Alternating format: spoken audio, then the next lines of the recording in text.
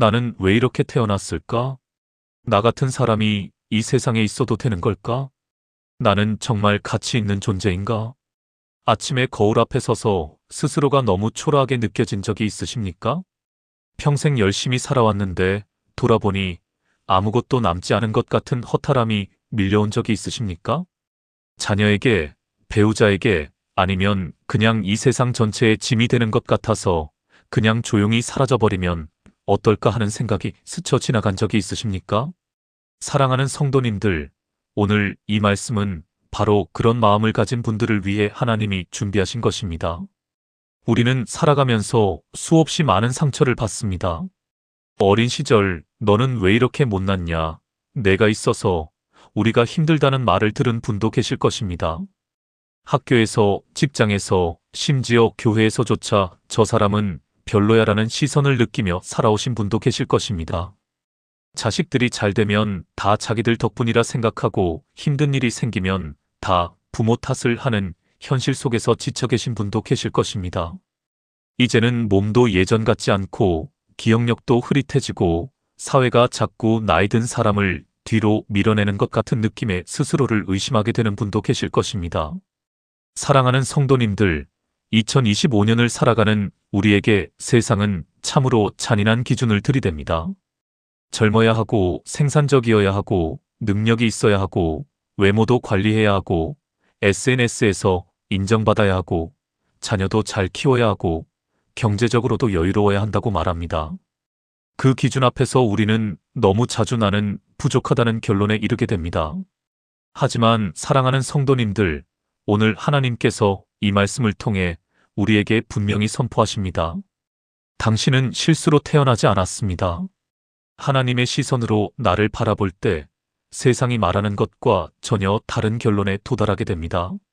오늘 우리는 에베소서를 중심으로 창조주 하나님의 시선에서 바라본 나의 진정한 가치와 정체성을 함께 발견할 것입니다. 이 시간 우리는 4가지 놀라운 진리를 함께 나누겠습니다. 첫 번째로 우리는 창세 전부터 하나님께 택하심을 받은 존재라는 것입니다. 두 번째로 우리는 하나님의 완벽한 작품으로 지음받은 존재라는 것입니다. 세 번째로 우리는 하나님의 자녀로 입양되어 왕의 신분을 얻은 존재라는 것입니다. 네 번째로 우리는 성령으로 인치심을 받아 하나님의 소유임이 영원히 보장된 존재라는 것입니다. 이 4가지 진리를 마음 깊이 받아들이실 때 사랑하는 성도님들, 여러분의 인생이 달라지기 시작할 것입니다. 세상이 뭐라고 말하든 사람들이 어떻게 평가하든 그 어떤 상처와 실패와 눈물도 하나님께서 선언하신 여러분의 가치를 지울 수 없다는 것을 오늘 이 시간 확인하시게 될 것입니다. 마음을 열고 함께 이 귀한 말씀 속으로 들어가 보겠습니다. 첫 번째로 말씀드릴 것은 우리는 창세 전부터 하나님께 택하심을 받은 존재라는 것입니다. 사랑하는 성도님들, 에베소서는 사도 바울이 로마 감옥 안에서 쓴 편지입니다. 생각해 보십시오. 지금 쇠사슬에 묶여 있는 사람이 편지를 씁니다. 자유도 없고 미래도 불투명하며 내일 어떻게 될지 모르는 처지입니다. 그런데 그 편지의 내용이 너무나도 놀랍습니다. 절망 속에서 쓴 편지가 아닙니다. 불평이나 탄식이 담긴 편지가 아닙니다. 오히려 온 우주의 가장 깊은 비밀, 가장 영광스러운 진리를 선포하는 편지입니다. 왜 그랬을까요? 바울은 지금 당장의 환경에 눈을 고정하지 않았습니다. 대신 하나님께서 자신에 대해 가지고 계신 영원한 계획과 사랑에 눈을 고정했습니다. 사랑하는 성도님들, 이것이 에베소서를 읽어야 하는 이유입니다. 우리가 어떤 상황에 처해 있든 하나님의 시각으로 나를 바라보기 시작할 때 인생이 달라집니다. 그럼 에베소서 1장 4절을 함께 보겠습니다. 곧 창세 전에 그리스도 안에서 우리를 택하사 우리로 사랑 안에서 그 앞에 거룩하고 흠이 없게 하시려고. 이 말씀을 다시 한번 천천히 들어보십시오. 창세 전에 우리를 택하사. 창세 전의 말입니다. 이 우주가 만들어지기 전 빛도 없고 어둠도 없었던 그때, 시간 자체가 아직 시작되지 않았던 그 영원의 시간 속에서 하나님은 이미 우리를 생각하고 계셨습니다. 이것은 시적인 표현이 아닙니다. 이것은 신학적 사실이며 우주의 가장 깊은 진리입니다. 사랑하는 성도님들, 당신이 이 세상에 태어나기 훨씬 전, 당신의 부모님이 태어나기 전, 조선이 건국되기 전, 인류가 이 땅에 나타나기 전, 아니 지구가 만들어지기도 전에 하나님께서는 이미 당신을 아셨습니다. 이미 당신을 사랑하셨습니다. 이미 당신을 선택하셨습니다. 혹시 자신이 우연히 태어났다고 생각하시는 분이 계십니까? 부모님이 원하지 않아서 태어난 것 같다는 생각을 해오신 분이 계십니까? 아니면 이 세상에 어쩌다가 나온 것 같은 느낌을 받으신 적이 있으십니까? 성경은 그것이 거짓말이라고 분명히 말씀합니다. 당신은 우연이 아닙니다. 당신은 어쩌다가 태어난 존재가 아닙니다. 당신은 창조주 하나님께서 세상이 시작되기 전부터 마음에 품으시고 선택하신 존재입니다. 그런데 사랑하는 성도님들, 여기서 가장 중요한 질문을 드리겠습니다. 하나님은 어떤 기준으로 우리를 선택하셨습니까? 우리가 잘났기 때문에 선택하셨을까요? 우리의 능력이 뛰어나기 때문에 선택하셨을까요? 우리가 도덕적으로 훌륭하기 때문에 선택하셨을까요? 아닙니다. 에베소서 1장 4절은 사랑 안에서 우리를 선택하셨다고 말씀합니다. 하나님이 우리를 선택하신 것은 오직 그분의 사랑, 그분의 은혜, 그분의 기쁨 때문입니다. 우리의 조건이나 공로가 이유가 아닙니다. 사랑하는 성도님들, 이것을 한번 이렇게 생각해 보시기 바랍니다. 세상의 부모들은 자녀가 태어나기 전에 이름을 지어놓고 기다립니다. 아직 태어나지도 않은 아기를 위해 방을 꾸미고 옷을 사고 이름을 짓습니다. 그 아기가 어떻게 생겼는지, 어떤 성격인지, 얼마나 똑똑한지 알지 못하는 상태에서 이미 사랑합니다. 그것이 부모의 사랑입니다. 그런데 하나님의 사랑은 그보다 무한히 크고 깊습니다. 하나님은 이 세상이 창조되기 전, 시간이 시작되기 전에 이미 당신을 아셨고, 이미 당신을 사랑하셨고, 이미 당신을 선택하셨습니다. 사랑하는 성도님들, 에베소서가 쓰인 에베소 교회 성도들을 한번 생각해 보십시오. 그들 중에는 과거에 우상을 숭배했던 사람들이 있었습니다. 부도덕한 삶을 살았던 사람들이 있었습니다. 사회에서 천대받던 노예들도 있었습니다. 배울 기회도 없었던 무식한 사람들도 있었습니다. 그런데 바울은 그들에게 말합니다. 당신들은 창세 전부터 하나님께 택하심을 받은 자들입니다. 당신의 과거가 어떻든, 실패가 얼마나 많든, 상처가 얼마나 깊든, 남들이 어떻게 평가하든 상관없습니다. 하나님의 선택은 우리의 행위에 근거하지 않습니다. 그분의 영원하신 사랑에 근거합니다. 2025년 오늘을 살아가는 우리에게 이 말씀이 얼마나 절실한지 생각해 보십시오. 지금 우리 사회는 사람의 가치를 철저하게 생산성으로 측정합니다. 능력이 없으면 쓸모없다고 합니다. 나이가 들면 사회가 등을 돌립니다. TV를 켜면 젊음을 찬양합니다. 인터넷을 열면 성공한 사람들의 화려한 모습이 넘칩니다. 그 세상의 기준 앞에 서면 나이 들고 몸이 불편하고 사회에서 뒤처진 것 같은 분들은 스스로 가치 없는 존재라고 느끼기 쉽습니다. 그러나 사랑하는 성도님들, 들으십시오. 세상의 기준이 하나님의 기준이 아닙니다. 세상은 능력으로, 외모로, 돈으로 사람의 가치를 매깁니다. 그러나 하나님은 창세 전부터 당신을 선택하셨습니다. 그 사실은 세상 어떤 기준으로도, 어떤 상황으로도 바꿀 수 없습니다. 사랑하는 성도님들, 오늘 이 말씀을 들으신 후 거울 앞에 서서 이렇게 고백하시기 바랍니다. 나는 창세 전부터 하나님께서 선택하신 존재입니다. 나는 우연이 아닙니다. 나는 실수가 아닙니다. 나는 하나님의 영원한 사랑의 대상입니다. 이 고백이 여러분의 마음 깊은 곳에 뿌리를 내리기 시작할 때, 사랑하는 성도님들, 여러분의 삶이 조금씩 달라지기 시작할 것입니다.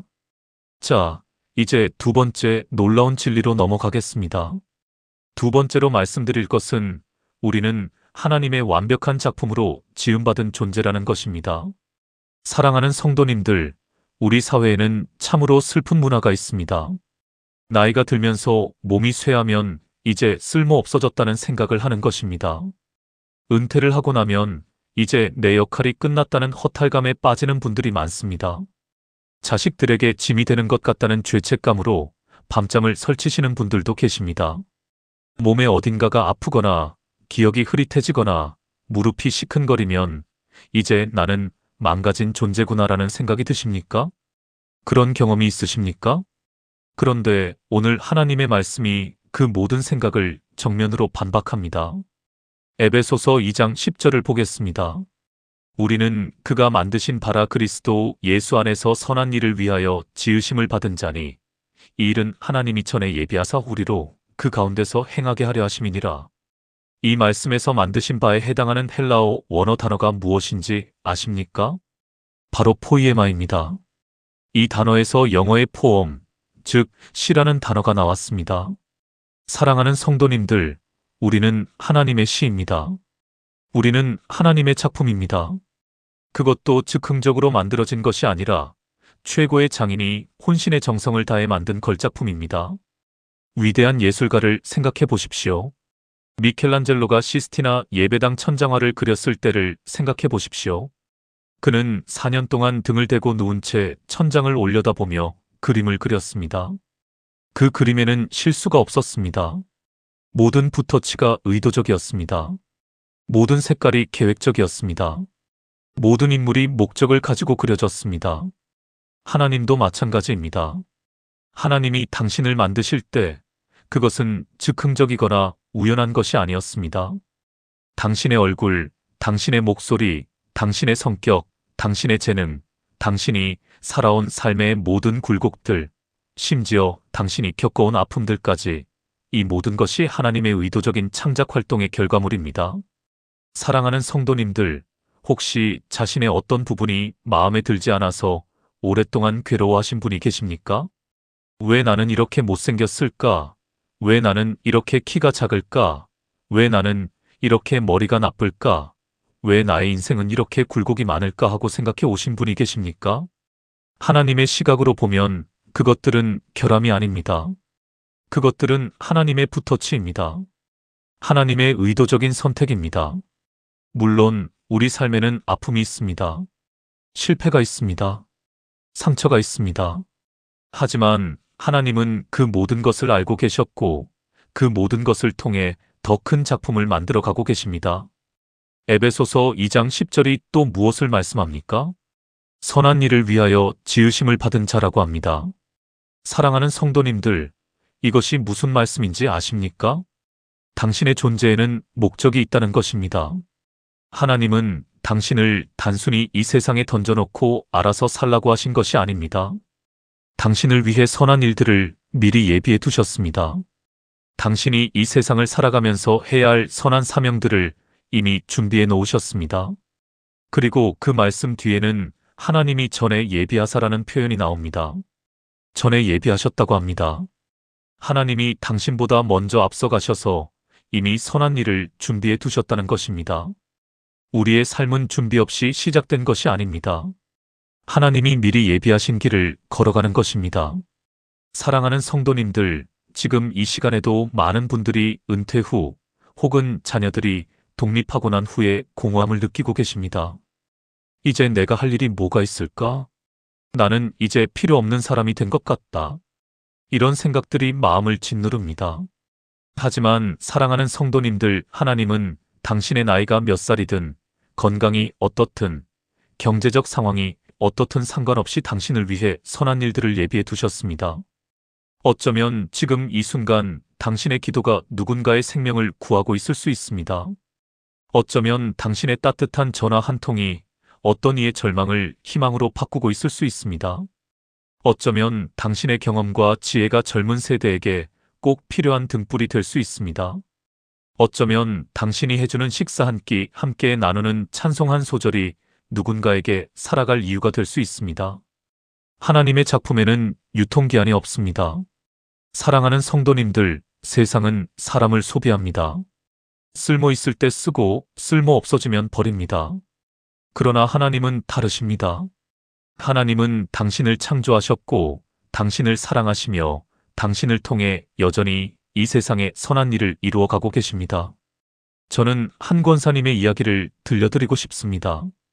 그 권사님은 50대 중반에 남편을 갑작스럽게 잃고 자녀들도 각자의 삶에 바빠서 자신을 제대로 돌아보지 않는다는 생각에 깊은 우울감에 빠져 계셨습니다. 하나님, 저는 이제 뭘 해야 합니까? 저 같은 사람이 이 세상에 왜 있어야 합니까? 이렇게 기도하셨다고 합니다. 교회도 나가기 싫고 아무것도 하기 싫은 날들이 이어졌습니다. 그런데 어느 날 억지로 따라 나선 교회 봉사로 요양원 방문을 갔다가 혼자 외롭게 누워 계시는 할머니를 만났습니다. 그 권사님이 그 할머니의 손을 잡고 찬송가 한 곡을 불러드렸을 때 할머니의 두 눈에서 눈물이 흘렀습니다. 아이고, 오늘 처음으로 살아있다는 느낌이 드네요. 그 할머니의 한마디가 그 권사님의 인생을 바꿨습니다.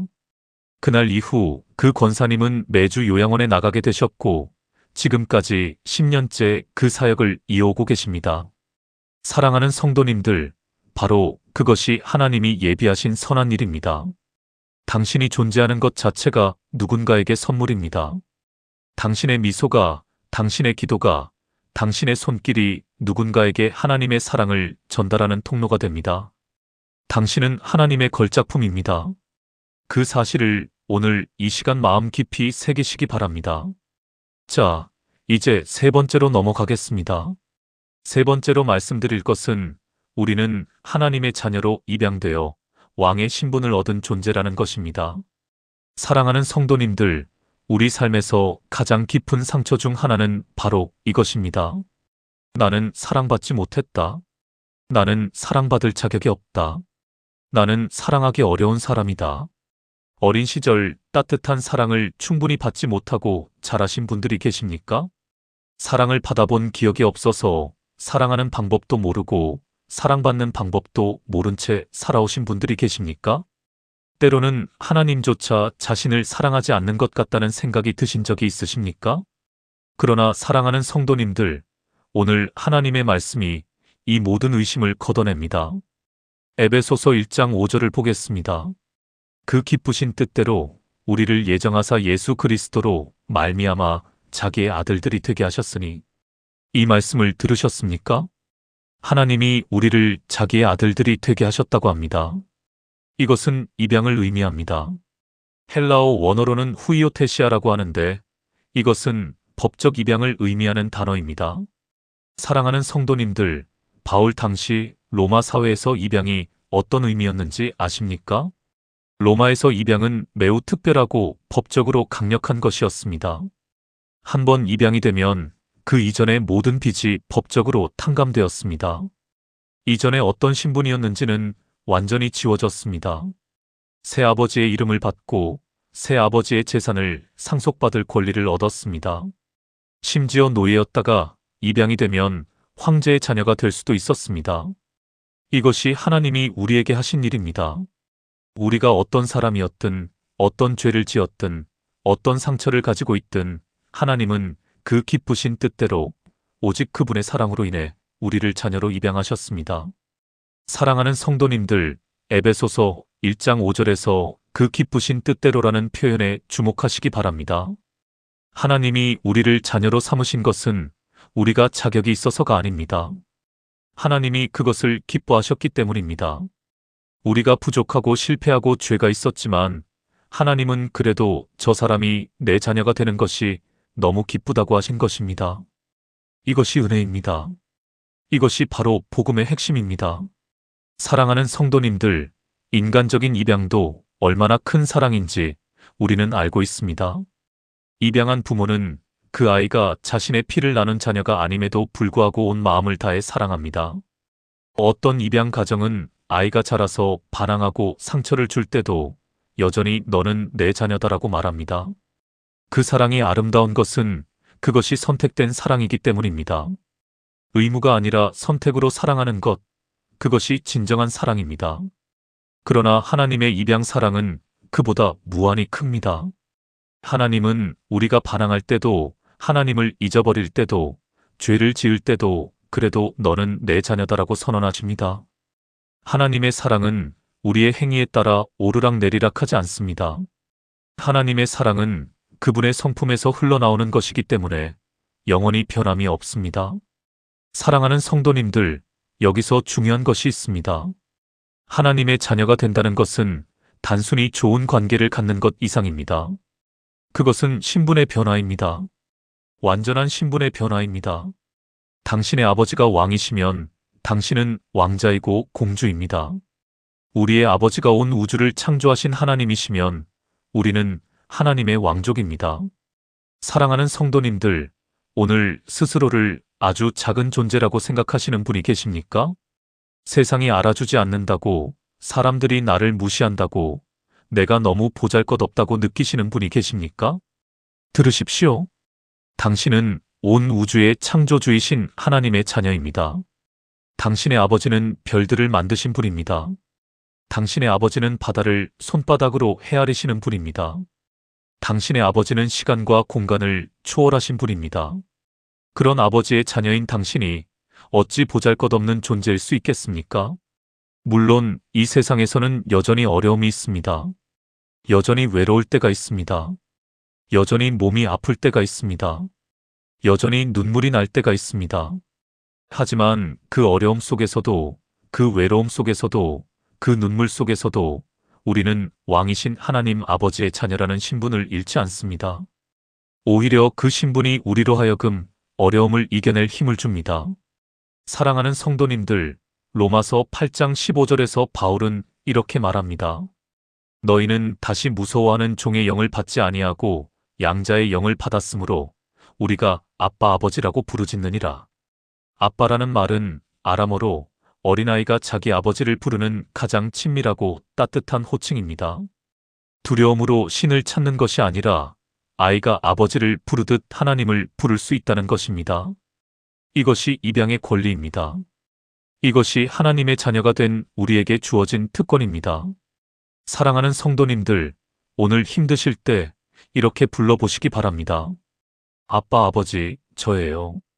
당신의 자녀예요. 지금 많이 힘들어요. 아버지 손 잡아주세요. 그렇게 부르실 때 하나님 아버지께서 반드시 응답하실 것입니다. 왜냐하면 당신은 하나님의 자녀이기 때문입니다. 하나님 아버지께서는 자신의 자녀의 부르짖음을 절대 외면하지 않으십니다. 탕자의 비유에서 아버지가 집으로 돌아오는 아들을 멀리서 보고 달려나갔습니다. 아들이 아직도 먼 길에 있는데 아버지가 먼저 달려갑니다. 그것이 하나님 아버지의 마음입니다. 당신이 돌아오기도 전에 이미 달려오시는 하나님 아버지입니다. 이 사실을 가슴에 안고 이제 마지막 네 번째 진리로 넘어가겠습니다. 네 번째로 말씀드릴 것은 우리는 성령으로 인치심을 받아 하나님의 소유임이 영원히 보장된 존재라는 것입니다. 사랑하는 성도님들, 살아가다 보면 이런 두려움이 찾아올 때가 있습니다. 내가 정말 구원받은 것이 맞을까? 하나님이 나를 포기하시지는 않을까? 내가 너무 많은 죄를 지어서 하나님의 사랑을 잃게 된 것은 아닐까? 기도도 잘 못하고 성경도 잘 못 읽고 주의를 제대로 지키지도 못했는데 나는 정말 하나님의 자녀인가? 이런 생각들이 밀려온 적이 있으십니까? 믿음이 흔들리는 것 같은 느낌, 하나님과의 관계가 너무 불안정한 것 같은 느낌을 받으신 적이 있으십니까? 사랑하는 성도님들, 오늘 마지막 말씀이 그 모든 두려움을 걷어냅니다. 에베소서 1장 13절과 14절을 보겠습니다. 그 안에서 너희도 진리의 말씀 곧 너희의 구원의 복음을 듣고 그 안에서 또한 믿어 약속의 성령으로 인치심을 받았으니 이는 우리 기업이 보증이 되사 그 얻으신 것을 속량하시고 그의 영광을 찬송하게 하려 하심이라. 사랑하는 성도님들, 인치심을 받았다는 것이 무슨 의미인지 아십니까?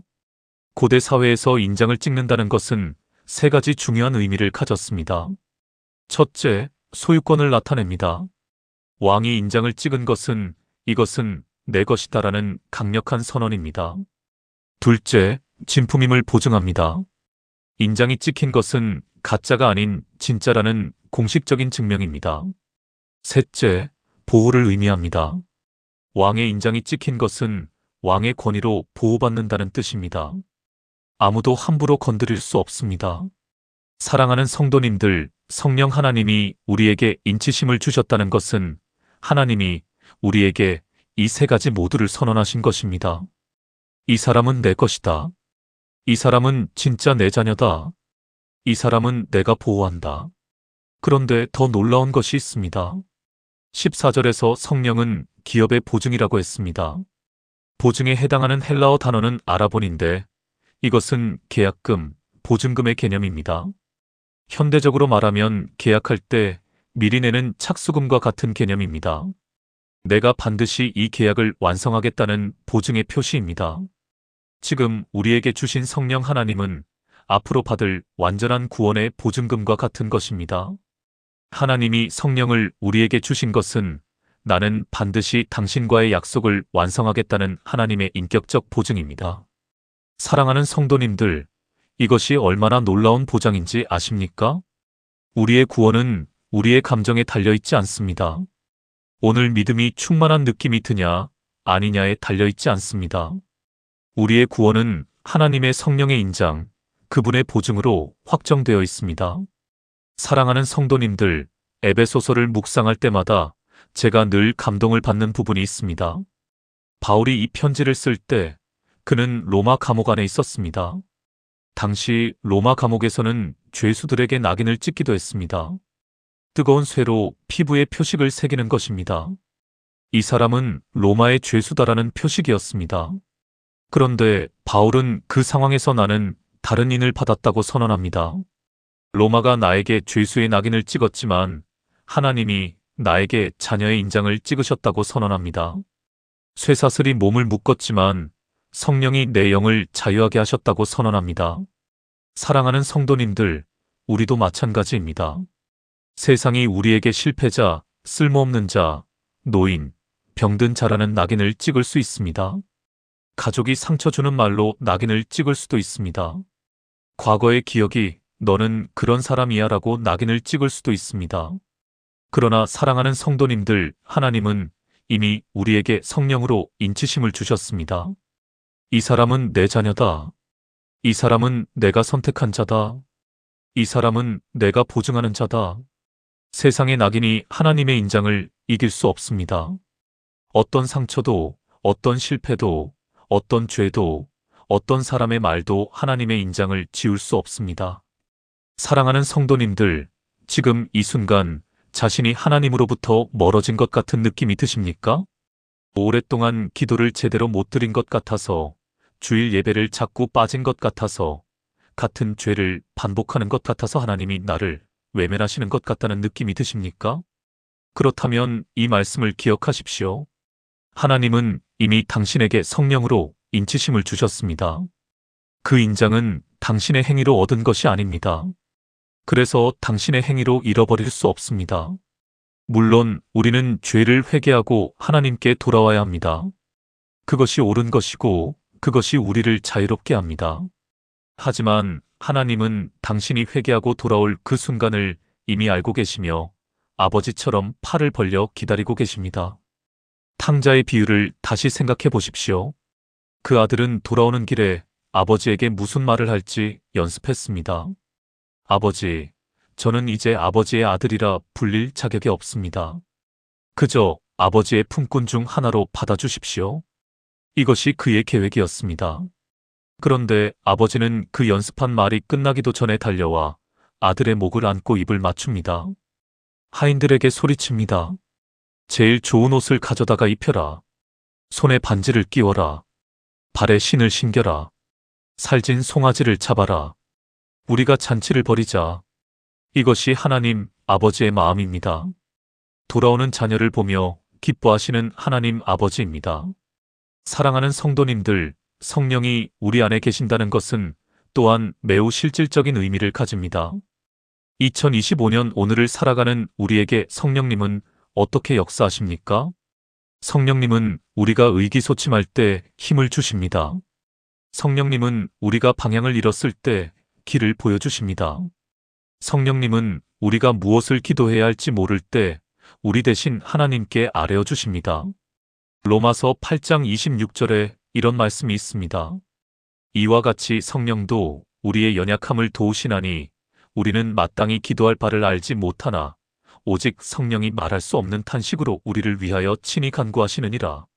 사랑하는 성도님들, 말로 다 표현할 수 없을 만큼 힘들 때가 있습니다.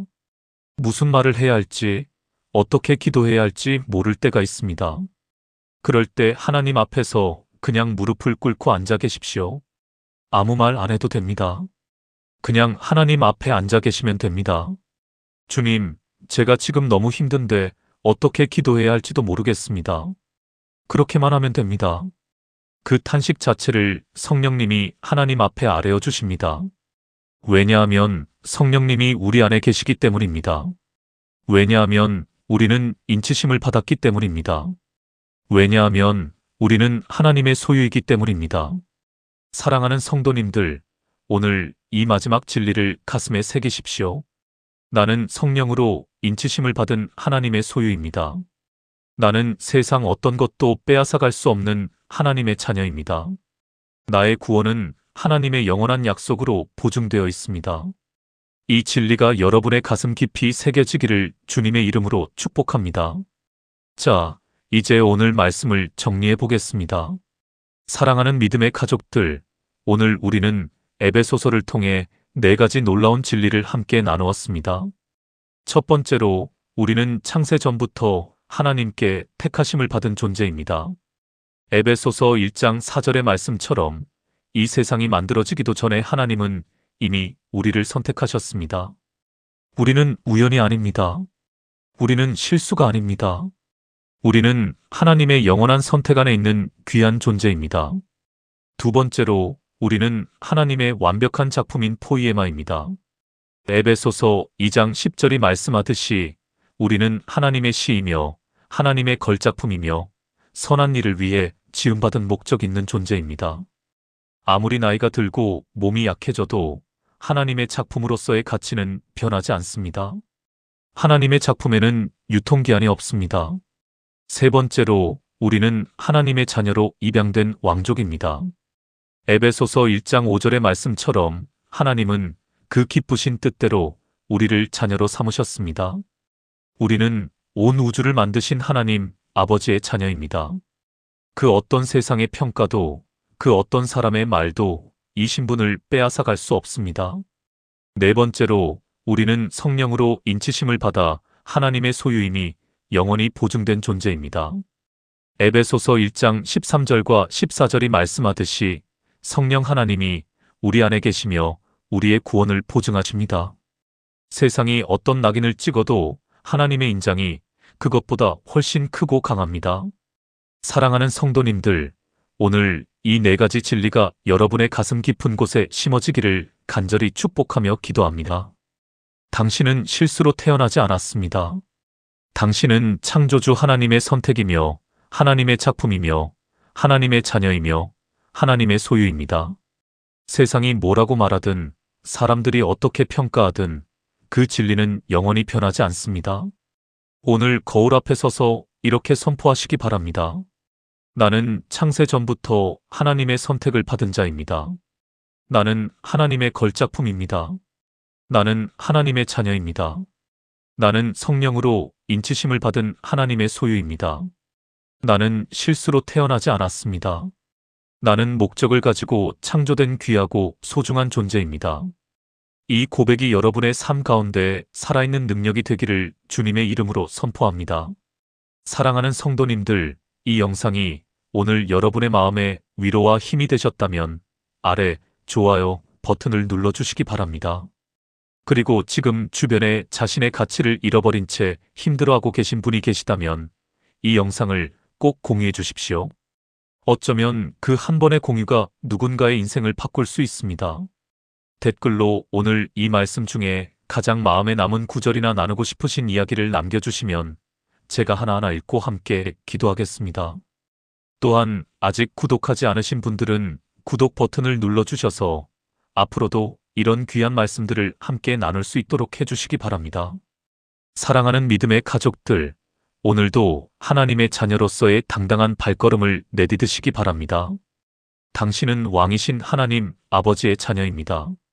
하나님이 여러분을 사랑하십니다. 하나님이 여러분과 함께 하십니다. 하나님이 여러분의 가치를 영원히 선언하고 계십니다. 이 귀한 사실을 마음에 품으시며 오늘 하루도 하나님의 은혜 안에서 강건하시기를 주 예수 그리스도의 이름으로 축복합니다. 아멘.